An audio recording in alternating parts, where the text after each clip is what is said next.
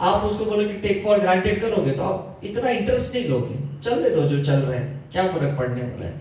लेकिन आज जो टॉपिक में आपको समझा कि कायदे तोड़ने जरूरी है इवोल्यूशन के लिए, सोल को एक लेवल आगे ले जाने के लिए। सिर्फ आप लाइफ सर्वाइवल के लिए यहाँ पे नहीं आए हो, आपका सोल सर्वाइवल भी इंपॉर्टेंट है। तो जब यहाँ से मर जाओगे तो लोग पता नहीं आपकी पीछे क्या बातें करेंगे, लेकिन गॉड आपको ये क्वेश्चन जरूर करेंगे कि भाई तुमने 70-80 साल नीचे स्पेंड किए, उसमें तुमने क्या किया। आप बोलोगे देखो मैंने फैमिली बनाई, मैंने बिजनेस किया, मैंने जॉब किया, मैंने एजुकेशन किया, मैंने ये स्टेटस कमाया। तो भगवान बोलेंगे नहीं, तुमने सोल के लिए क्या किया, आत्मा के लिए क्या किया। तुमको जिस लेवल पे मैंने भेजा था उसके आगे गए कि उसी लेवल से आप वापस आए। Is it right?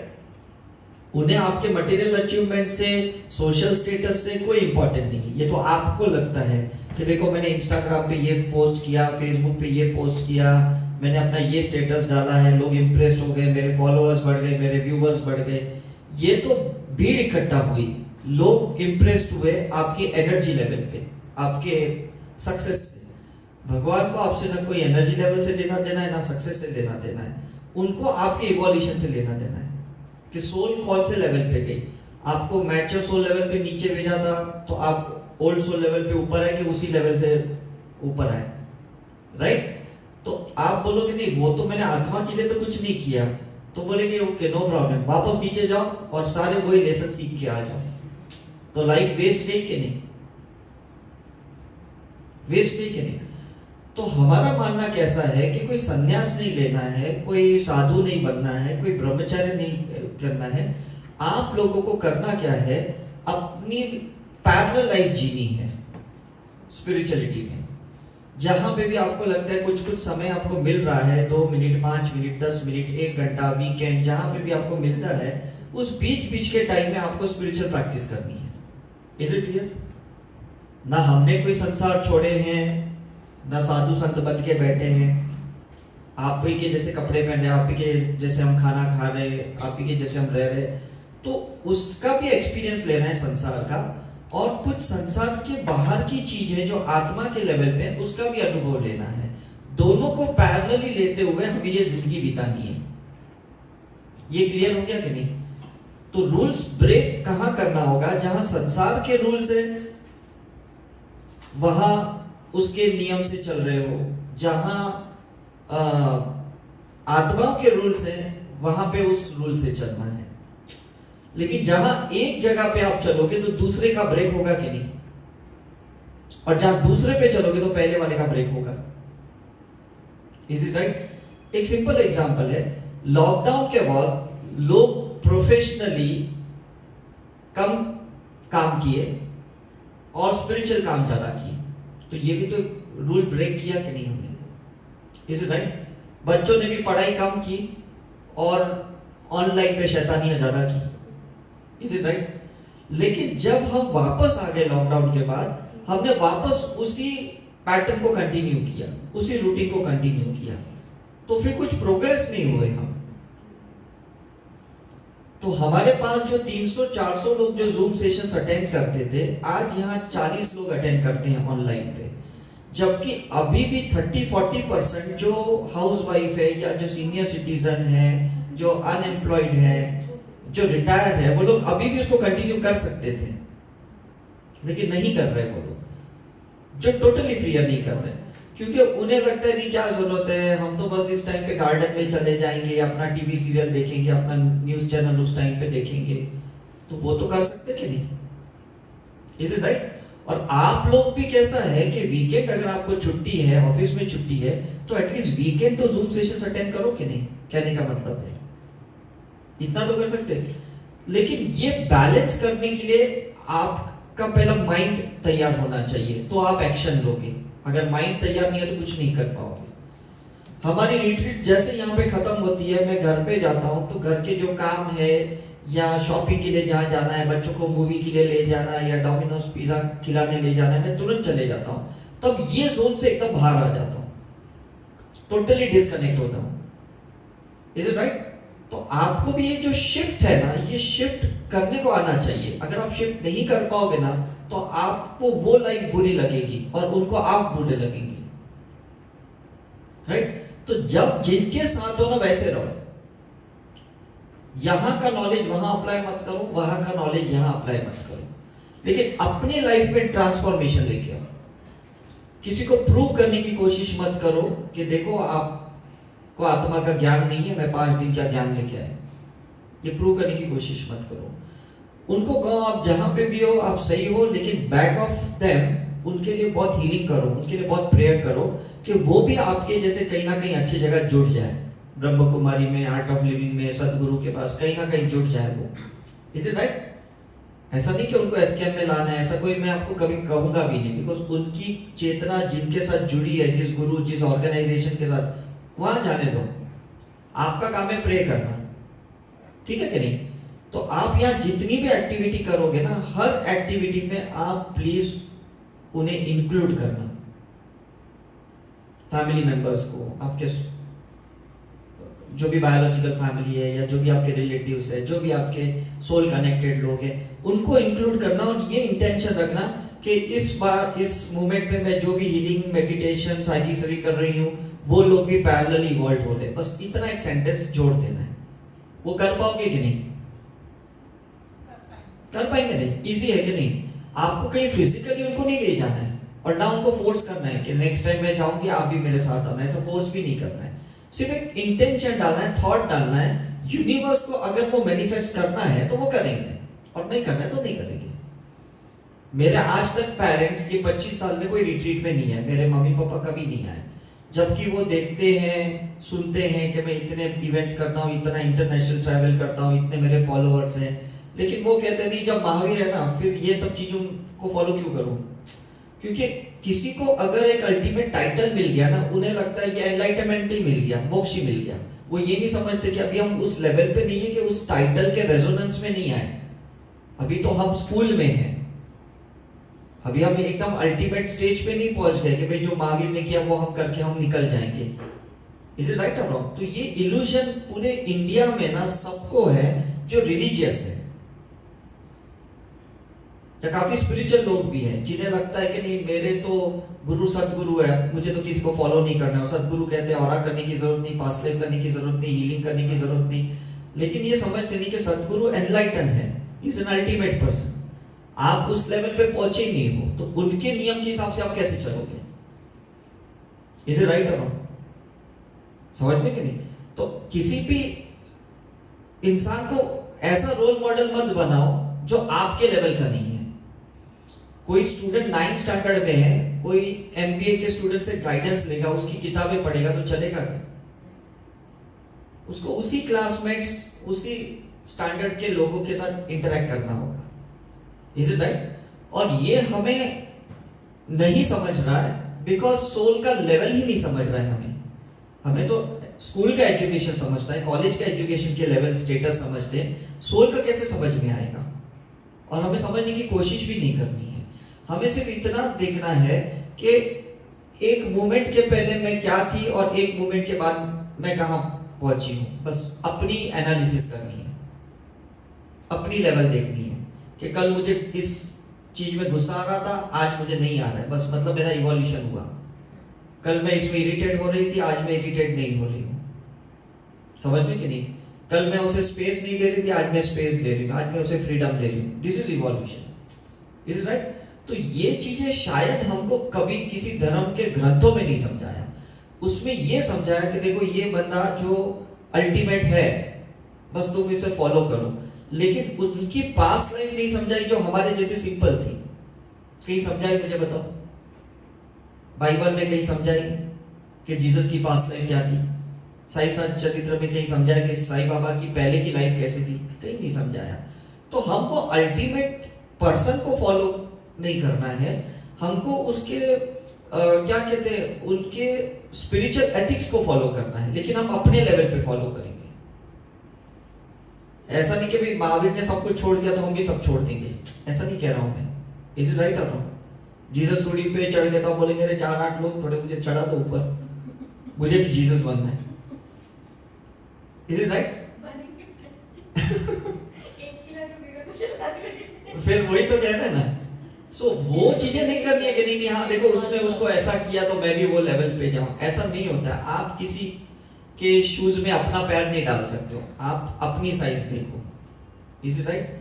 तो ये प्रैक्टिस है ना बहुत अच्छी है, जहाँ पे सेल्फ रियलाइजेशन है, जहाँ पे अवेयरनेस है, और जहाँ पे हम किसी को कंपेयर नहीं करते, हम अपनी ही पास्ट को अपनी ही प्रेजेंट से कंपेयर कर रहे हैं, और that's real spirituality, is it right? अपने आप को ही कर रहे हैं कि कल मैं कहाँ थी और आज कहाँ हूँ, बस खत्म हो गई बात। ये नहीं कि अभी भी मैं बहुत पीछे हूँ, वो महात्मा कितने आगे, वो भगवान तक मैं कब पहुंचूंगी, वो मेरा कजिन है वो बहुत इवॉल्व है, ये सारी कंपैरिजन नहीं करनी है हमें। और ना उनको ये बताने की कोशिश करनी कि भाई आप कौन से लेवल पे हो और वो कौन से लेवल पे हो। कोई एक्चुअली ऊपर नीचे लेवल पे नहीं है, सब लोग अपने लेवल पे परफेक्ट है, देखा जाएगा तो, राइट?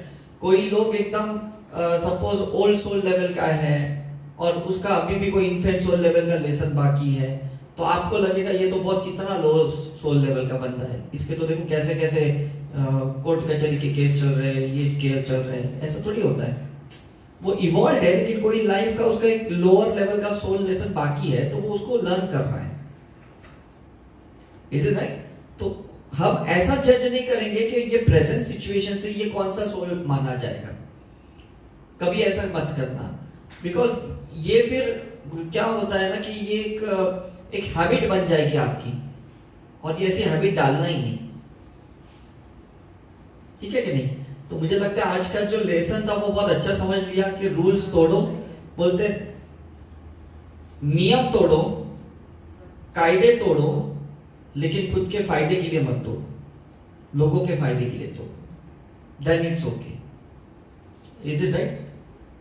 जब हमने लॉकडाउन में यहाँ पे आए, हमको फाइन लगाया 2 बार, जब भी हम शिरडी आए थे, हमने वो फाइन एक्सेप्ट किया, हमने पे भी किया, हमने नियम तोड़े, लेकिन अपने लिए नहीं तोड़े, क्योंकि मंदिर भी तो बंद थे।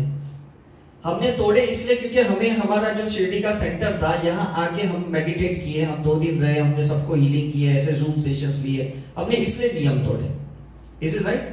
तो हमने फॉरगिवनेस भी सीख किया, पेनल्टी भी दी, हमने यहाँ के पुलिस वाले को जो भी उन्होंने फाइन 500 रुपीज किया, हमने दे दिया करके, ज्यादा आर्ग्यूमेंट भी हमने नहीं की।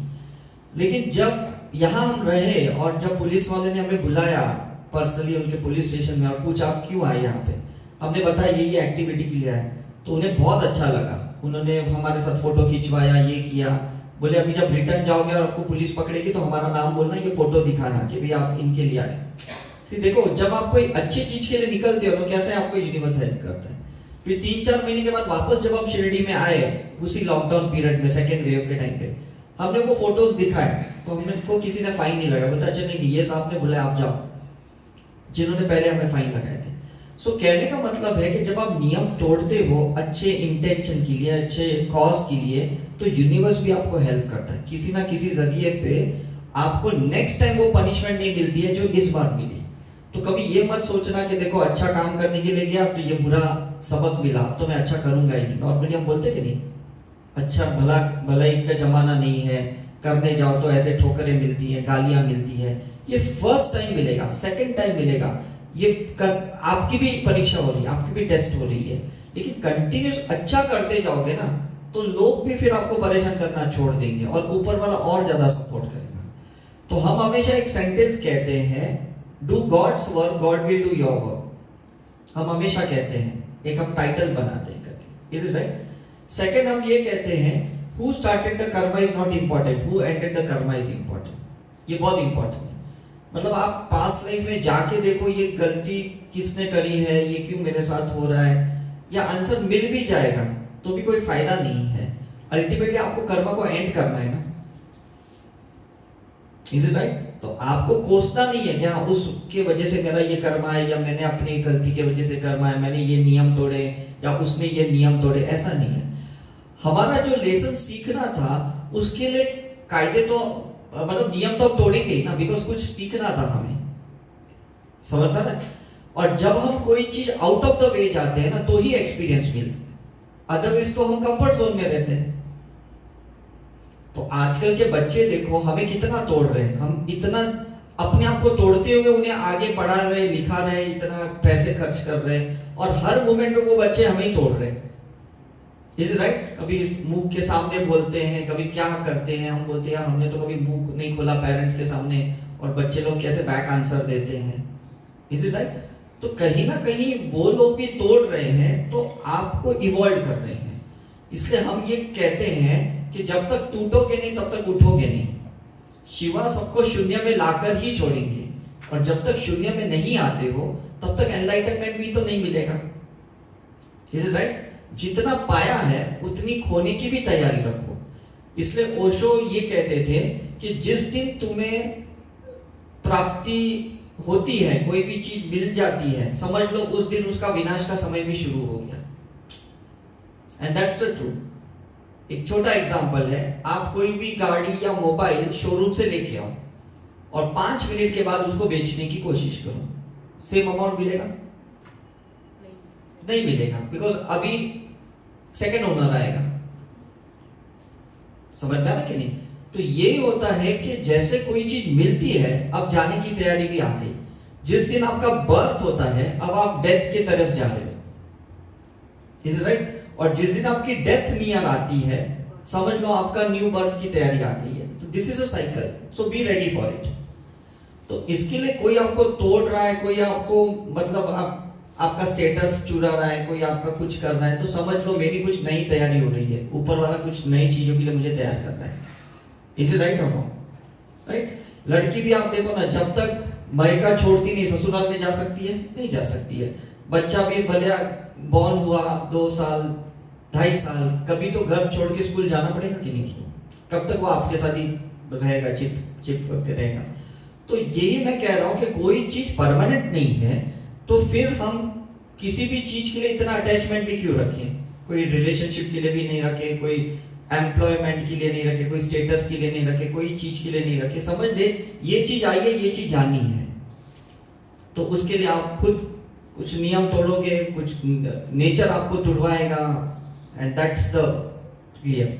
आज मैं सुबह इन लोगों को एक एग्जांपल दे रहा था कि केदारनाथ में 2013 में जो फ्लड आया था, उसमें क्या था ना कि दोनों एक दूसरे से बंधे थे। एक जो कर्मकांड करते थे वहां जाके, और एक जो बिजनेस करते थे।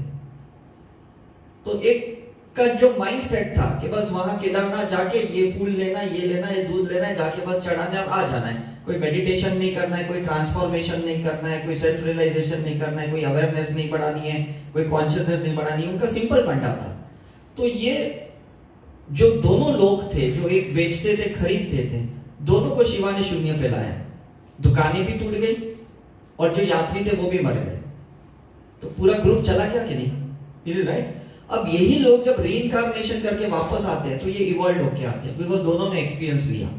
एक बिजनेस करने वाले ने भी लिया, और जो बार बार इस पैटर्न से जुड़े हुए थे, जो सिर्फ बस थाली लेके बस चढ़ा रहे थे और कुछ कर ही नहीं रहे थे, कर्मकांड ही कर रहे थे, वो लोग ने भी सोचा नहीं अब वहां जाके नेक्स्ट टाइम मेडिटेट करेंगे। Is it right? तो ऊपर वाला भी देखो समय समय पे खुद भी शून्य हुआ, चाहे वो जीसस थे, महावीर थे, या जो भी ले, वो हमें भी शून्य पे लाएंगे, हमें भी तोड़ेंगे। और तोड़ेगा भी कौन? जो सबसे नजदीक का होगा वही आपको तोड़ने वाला है। आपका जो फैमिली मेंबर होगा वही आपको तोड़ेगा। क्यों तोड़ेगा? क्योंकि उसको 24/7 आपके ऑरा में रहना है, और वो अनकंफर्टेबल है आपके ऑरा फील्ड में, और आप उनके ऑरा की फील्ड में अनकंफर्टेबल हो। तो फ्रिक्शन क्रिएट होगा कि नहीं? 2 पत्थर को जब रगड़ोगे तो चिंगारी वही निकलेगी कि नहीं? एक पत्थर यहाँ है, एक पत्थर वहां है, तो बीच में चिंगारी निकलेगी। तो ये लाइट कब निकलती है? जब फ्रिक्शन होता है। Is it right? तो बच्चे और पेरेंट्स के बीच में टकरावट होती है, हस्बैंड वाइफ के बीच में होती है, या हमारे बॉस के साथ, एम्प्लॉय के साथ फ्रिक्शन होती है, क्लाइंट के साथ होती है, तब कुछ सीखते हो कि नहीं? Is it right? तो ये समझ लो, ये सीखना है। ये लड़ाई में कोई हार जीत का किसी को फायदा नहीं है, लेकिन इस लड़ाई में कौन ज्यादा सीखता है वो इवॉल्व होता है, और कौन ज्यादा होल्ड करता है वो पीछे जाता है। तो 2 ही कंडीशन है इसमें। एक तो सीख निकालो इसमें से कि मुझे क्या सीखने को मिला इस लड़ाई में, और दूसरा फॉरगिवनेस करके निकल जाओ। Is it right? क्योंकि अगर आप होल्ड करोगे तो कोई फायदा नहीं इस लड़ाई का, आप वापस उसी माइनस टर्म्स में रहोगे करके। Is it clear?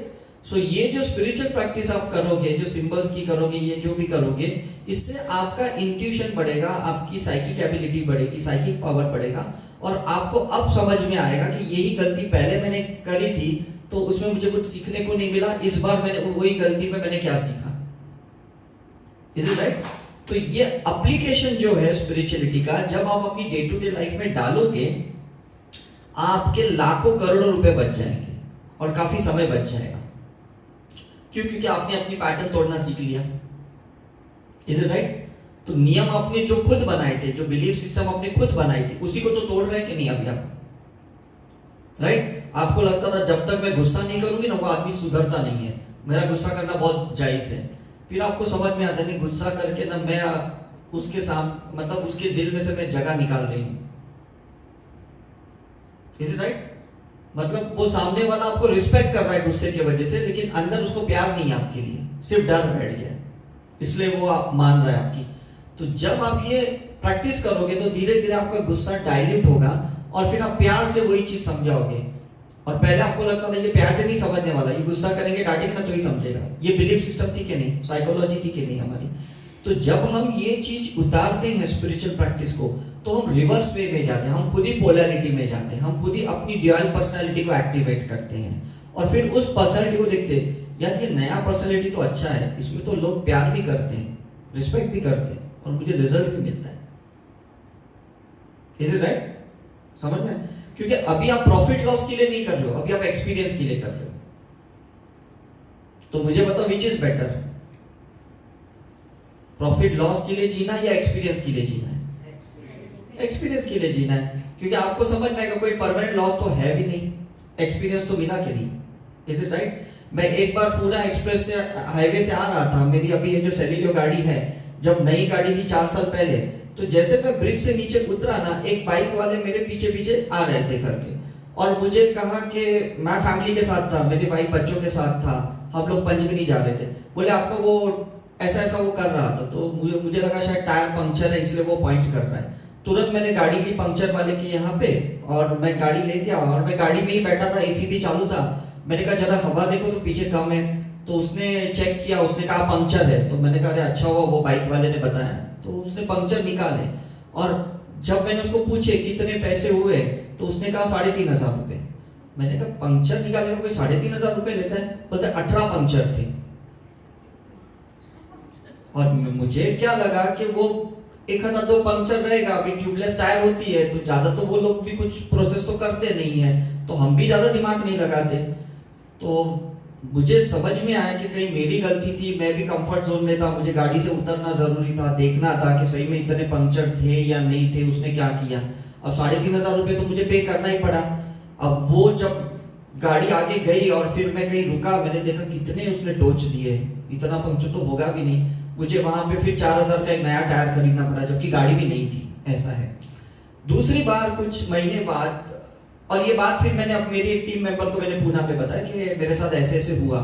और आप बिलीव नहीं करोगे, उसी जगह पे उस टीम मेंबर के जो हस्बैंड थे वो गाड़ी चला रहे थे, उनके साथ भी वही हादसा हुआ। वो बाइक वाला आया और वो ऐसे बता रहा था, तो उनको याद आ गया कि नहीं सर जब आए थे उनके साथ ऐसा हुआ। तो वो रुके ही नहीं, वो गाड़ी अपनी आगे लेके गए। और 3-4 महीने बाद जब दूसरी बार मैं पंचगनी गया तो मेरे साथ वापस ऐसे हुआ। वो बाइक वाले मेरे पीछे पीछे आए, कहा वो दिखा रहे थे, मैं समझ गया ये सब मिली भगत है, इनकी सब सेटिंग की गई है। Is it right? तो एक बार आप बेवकूफ बन सकते हो, लेकिन वो जो आपने एक्सपीरियंस लिया उसके बाद आप 1000 बार वो पैसा बचा सकते हो, वो एक्सपीरियंस लेने के बाद। समझ में? तो जब भी हम जाते हैं ना, वो 3-4 बाइक वाले तो रहते ही हैं, और वो ब्रिज के यहाँ पे जानबूझ कर रहते, बिकॉज आप बीच में तो गाड़ी रुकोगे नहीं ब्रिज पे, जब आप नीचे उतर रहे हो। और जैसे उतरते ना, लेफ्ट में एक पंक्चर वाला है, तो वो तुरंत हमें वहीं ले जाते और वो पूरा प्रोसेस करते वो लोग। तो कैसा, मतलब हमको कभी समझ में भी नहीं आता है कि ऐसा भी लोग शातिर दिमाग बना के रखेंगे करके, ऐसा है। लेकिन अगर आप सही ढंग पे उसको एक्सपीरियंस तौर पे लोगे, तो मुझे लगता है ये आप इवॉल्व हो गए उस मामले में। तो इवोल्यूशन ऐसा नहीं होता है कि सोल पूरे के पूरे हाई लेवल पे जाता है, उस एक्सपीरियंस का इवोल्यूशन हुआ, आपको उस इश्यू का इवोल्यूशन हुआ। समझ में आता कि नहीं? उस मूवमेंट का इवोल्यूशन हो गया, क्योंकि दूसरी बार वो गलती नहीं की, that's an evolution. Is right? तो घर पे भी समझो आप छोटी छोटी चीजें करते हो कि भाई दूध गर्म करने के लिए रख दिया, भूल गए और दूध एकदम उबल गया, बाहर आ गया, और दूसरी बार आप अवेयरनेस में आए कि नहीं मैंने दूध रखा है, तो that's an also evolution. Is it clear? क्या आप बोलोगे नहीं एक बार मैंने गलती की उसके बाद मैंने लाइफ में कभी वो गलती नहीं की, that's an evolution. Is it right? तो छोटी छोटी चीजों को ऑब्जर्व करो, कोई ये सब बड़ी चीजों के लिए वेट मत करना कि नहीं मुझे बस वो लेवल पे जाना है, उस सोल लेवल पे लेके जाना है। ऐसा सोल कोई डायरेक्ट लेवल पे नहीं जाता है। कोई बंदे को डायरेक्ट एमबीए, इंजीनियर, डॉक्टर की डिग्री मिलती है क्या? उसको प्रोसेस में जाना पड़ता है ना, स्कूल में, कॉलेज में, ट्यूशन में, क्लास में, एंट्रेंस एग्जाम, मतलब कितनी प्रोसेस है करके। इससे लेकिन ये जो छोटी छोटी चीजें है ना, ये हमें रिलीजियस कॉन्सेप्ट में नहीं समझाया गया है, ये हम सिर्फ स्पिरिचुअलिटी ही में ही समझेंगे कि ये एक्सपीरियंस लेने के लिए है। Is it right? सो ये है कि आप जब भी सिंबल्स डालोगे आपका थोड़ा एक विजन ब्रॉड हो जाएगा, क्योंकि एक डार्कनेस के ऊपर एक लाइट जा रही है और वो लाइट आपका साइकिक पावर बढ़ा रही है और आपको समझ में आ रही है क्या चल रहा है। लेकिन एक ही चीज याद ध्यान रखना, समझने के बाद जज मत करना बस। नहीं तो लोग उल्टा करते हैं, जैसे चीजें ज्यादा समझते हैं ना फिर उसको ज्यादा जज करते हैं और उसमें अटक जाते हैं। जब तक लोग अज्ञानी होते हैं ना तो जज नहीं करते, लेकिन जब ज्ञान ज्यादा आ जाता है, प्रकाश ज्यादा आ जाता है, तो फिर उसको जज करना शुरू करते हैं। और जैसे आप जज करते हो ना आपका इवोल्यूशन अटक जाता है, आप वहीं पे फुल स्टॉप डाल देते हो, क्योंकि आपने कंक्लूजन पे लेके आए कि ये ऐसा है, ये वैसा है, अब मैंने जान लिया ये वैसा है। जब आप उसको एक टाइटल दे देते हो ना, मतलब आपने जज कर लिया। ये गलती से कभी मत करना, किसी चीज को कभी टाइटल मत देना, किसी भी चीज को कभी फुल स्टॉप मत मानना। Is it right? आप बोलना नहीं मैंने भला कर दिया, अब आज के बाद मैं भला नहीं करूंगा, ये मतलब आपने भलाई को फुल स्टॉप डाल दिया। Is it right? मैंने उसको हेल्प किया, आज की बार कितना भी वो दुखी रहे मैं उसको हेल्प नहीं करूंगा, ये आपने फुल स्टॉप डाल दिया। Is it right? भले कितना भी बुरा एक्सपीरियंस हुआ आपको किसी के भी साथ, आप उसको पूर्ण विराम नहीं दोगे, फुल स्टॉप नहीं दोगे। Is right? कभी नहीं दोगे, क्योंकि आपको पता नहीं कि वो आपको एक्सपीरियंस देने के लिए आया। उसको भी पता नहीं था कि वो आपके साथ इतना वर्स्ट बिहेव करेगा, इतना बुरा सुलूक करेगा। और आपने भी तो किसी के साथ किया होगा कि नहीं? मतलब ऊपर वाले ने भी कैसा है कि कुछ इश्यू के लिए आपको विलियन रखा है और कुछ इश्यू के लिए लोगों को विलियन रखा है आपकी लाइफ के लिए। Who knows that? इसलिए कहते हैं ना, everyone is bad in someone's story। कहते कि नहीं, हम किसी के लिए बुरे हैं, कोई हमारे लिए बुरा है। वो डार्क लेसन सब सीखने के लिए इस कलयुग में आए हैं। तो कहीं डॉक्टर धोखा देगा, गलत वेंटिलेटर पे लगा के बड़ा बिल बनाएगा, कभी वकील कुछ करेगा, कभी पुलिस वाला करेगा, कभी आईटी वाला मतलब इनकम टैक्स वाला करेगा। तो ये सारी चीजें हमको सीखनी है, समझनी है कि कहाँ कहाँ पे मैंने कमजोरी रखी और उसका फायदा उसने उठाया। तो उसमें आपको उसको कोसना नहीं है, ब्लेम नहीं करना है, ये आपकी कमजोरी थी। तो मुझे भी समझ में आया ये मेरी कमजोरी थी कि मुझे गाड़ी से निकल के देखना था वो टायर में कितने पंक्चर निकाल रहा है। मैं अपनी गाड़ी में एसी में बैठा था, दोपहर में 2-3 बजे थे। मैंने कहा मैं गाड़ी बंद करूंगा तो बच्चे भी उठ जाएंगे और आवाज होगा तो ये होगा। तो सब मैं अपनी धुन में था, तो सामने वाले ने आपका कमजोरी का फायदा उठाया। वो तो बट नेचुरल है कि नहीं? Is it right? तो यही है कि हमारी वीकनेसेस क्या कोई ना कोई ऑब्जर्व करता है और वो हमें कोई ना कोई एक्सपीरियंस दे रहा है। तो उसमें एक्सपीरियंस देने वाले को शातिर मत समझो। हम कमजोर थे, ये हमको हम पे काम करना है। अगर आप में कमजोरी नहीं है तो सामने वाला कुछ नहीं कर सकता है। Is it right? आप अगर स्ट्रांग हो तो कुछ नहीं। आपने कोरोना में भी देखा, आपके लंग्स स्ट्रांग थे, आपकी इम्यूनिटी अच्छी थी, तो आप कोविड पॉजिटिव के साथ भी रहे तो भी आपको कुछ नहीं हुआ। और अगर आप वीक थे तो कहीं से भी आपको चेप लग गया, कहीं से भी कोरोना लग गया। Is it right? तो मुझे लगता है ये बहुत समझने वाला है। जो आज का टॉपिक बहुत इंपॉर्टेंट था, इसलिए हमने आपको सबको साथ में बिठाया। बिकॉज कभी गिल्ट मत करना कि भाई मैंने ये नियम तोड़े हैं। मतलब किसी के लिए मैं कहता हूँ शनि मत बनो, किसी के लिए आप शिवा मत बनो। शनि बनना है तो अपने लिए बनो, शिवा बनना है तो अपने लिए बनो। दूसरे के लिए कृष्ण बनो, आप प्यार करो, करुणा भाव से रहो। तोड़ना है तो अपने आप को तोड़ो, दूसरों को तोड़ने की कोशिश मत करो। क्योंकि जिस मोमेंट में जो कुछ आप करोगे उस मोमेंट में कोई आपके साथ करने के लिए कुदरत उसको खड़ा करेगा, राइट? इस मोमेंट में अगर आप किसी को फंसा रहे हो तो इसी मोमेंट में भगवान किसी को तैयार करेगा आपको फंसाने के लिए, बिकॉज आपने किसी को कुछ एक्सपीरियंस दिया तो आपको भी कोई एक्सपीरियंस देने के लिए किसी को तो खड़ा करना पड़ेगा कि नहीं?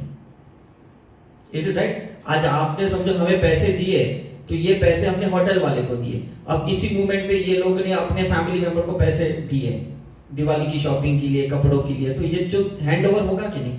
कोई चीज टिकने थोड़ी वाली है, ना पैसा टिकने वाला है ना एक्सपीरियंस टिकने वाला है, ये चीज गो थ्रू, बिकॉज ये सर्कल है, मैंने आपको पहले ही बताया, ये कोई लीनियर सिस्टम नहीं है, ये सर्क्यूलर सिस्टम है, ये घूम फिर के वापस आपके पास ही आने वाली है, ये चीज में ध्यान में रखना। तो आप जो छोड़ रहे हो ये देखना कि भाई कुछ टाइम के बाद मेरे पास वापस आने वाली है, तो कौन सी चीज आपको वापस चाहिए कुछ समय के बाद, ये अवेयरनेस के साथ वो चीज छोड़ना, क्योंकि आएगी तो सही ना कुछ समय के बाद, इट्स अ बायोरिथमिक साइकिल, ठीक है कि नहीं? Right? So is it clear आज का टॉपिक? चलो थैंक यू, मजा आ गया। हम लोग जस्ट ब्रेक लेंगे और उसके बाद हम डिवाइड करेंगे।